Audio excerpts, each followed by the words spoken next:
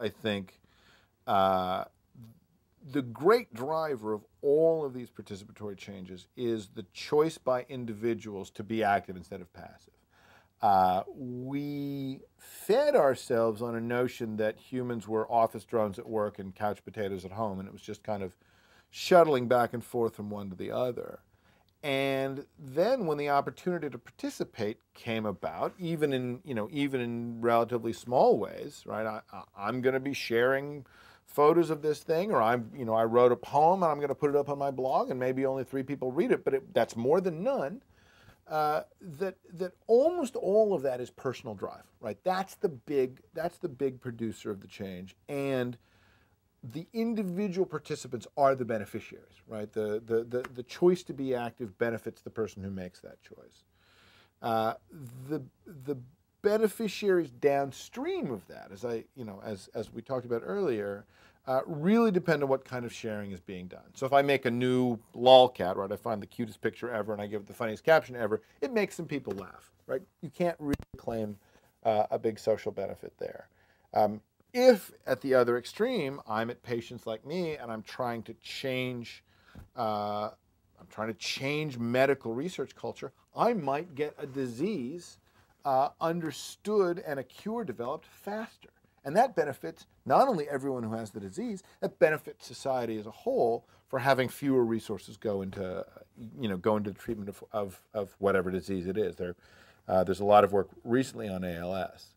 And so once you get past an individual who chooses to be active getting benefit for themselves, you really have to look at what the participation is doing to see who benefits. But the range of benefits that are possible from harnessing this cognitive surplus is quite extraordinary. I'd say it's bad when it becomes addictive, right? And there's a big discussion about whether or not the word addiction is an appropriate word. It's a large clinical conversation about internet addiction et al. But I will tell you that in the early 90s, I felt it. I used the word addict to describe myself in a completely unironic way. I was addicted to something called Usenet, which is the global set of bulletin boards. And I had the addict's classic pathology, which is that I needed to be on Usenet every day, not because it made me happy, but after a while because if I didn't do it, it made me feel bad, right? Which is and I remember the morning where I woke up and I did not need to check my email. And I thought, it was as if a fever had broken. The deeply wired pleasures of social interaction, coupled with the kind of mediated space we live in, can create these kinds of addictions in people, whether it's updating their profile page on a social network, or it's playing a game, or what have you. And it can lead people to do many of the things that the pathology of addiction does, which is to cut themselves off from their friends, to neglect their social life, neglect their schoolwork, neglect their work, and so forth.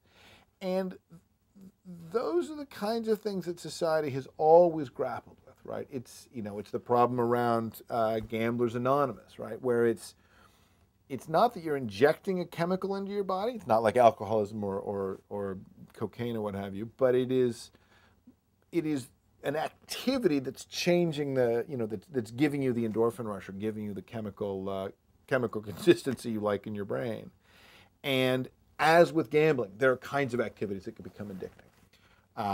My personal guess, although I am not a clinician, my personal guess is that internet addiction and even more than internet addiction, particular classes of addiction, social gaming addiction, social network addiction, and so forth, are going to be understood better in the next 5 years.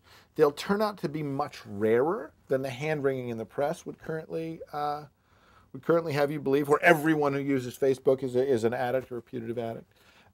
But there will be a non-trivial number of cases where people are genuinely addicted. And I think as a society, we'll then have to find ways to convince those people or help them out of that addiction, in the same way we have done with gambling, as gambling is spread outside of Vegas to include most of the country.